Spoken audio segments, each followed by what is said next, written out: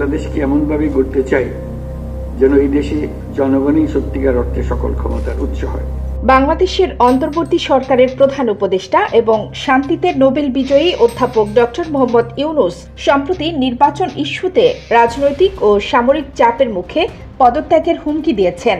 New York টাইমসের এক বিশেষ প্রতিবেদনে বলা হয়েছে, গত বছরের আগস্টে শিক্ষার্থীদের নেতৃত্বে গড়ে ওঠা গণতান্ত্রিক আন্দোলনের পর অন্তর্বর্তী সরকার গঠিত হলেও 9 মাস পেরিয়ে গেলেও দেশ এখনও নতুন নেতৃত্ব নির্বাচনের পথে তেমন অগ্রসর হয়নি। প্রতিবেদনে আরও বলা হয়, যদি ডক্টর ইউনূসকে তার কার্যক্রম নিরবচ্ছিন্নভাবে চালাতে না দেওয়া হয় এবং নির্বাচনের প্রস্তুতিতে প্রয়োজনীয় সময় ও সমর্থন না পাওয়া যায়, তাহলে তিনি পদত্যাগ করবেন বলে স্পষ্ট হুমকি দিয়েছেন।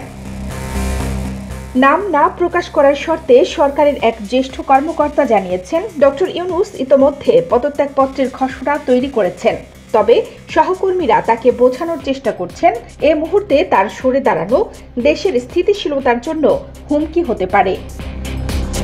সেনাপ্রধান জেনারেল ওয়াকারুজ্জামানের এই বছরেই নির্বাচন হওয়া উচিত এমন বক্তব্যে বিরক্ত হয়েছেন ইউনূস। রাজনৈতিক দলগুলোর চাপ ও সমালোচনায় মানসিকভাবে বিপর্যস্ত তিনি। প্রতিবেদনে বলা হয়েছে, ইউনূস একজন সফল ব্যাংকার হলেও কঠিন রাজনৈতিক নেতৃত্বের জায়গায় তার দৃঢ়তা ও আত্মবিশ্বাসের অভাব ক্রমেই স্পষ্ট হচ্ছে।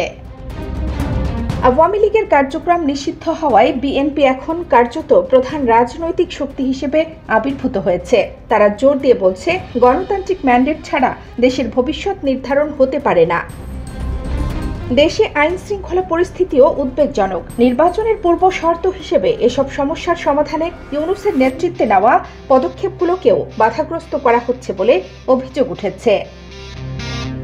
অধ্যাপক ইউনূস স্পষ্ট জানিয়েছেন, এই মুহূর্তে সুষ্ঠু নির্বাচন সম্ভব নয়। তিনি 2026 সালের মধ্যে নির্বাচন আয়োজনের কথা বললেও নির্দিষ্ট কোনো সময়সীমা দেননি। তার নেতৃত্বে অন্তর্বর্তী সরকার এখন একটি স্পর্শকাতর সন্ধিক্ষণে দাঁড়িয়ে। কানিজ ফাতেমা নিপা, খবর সংযোগ।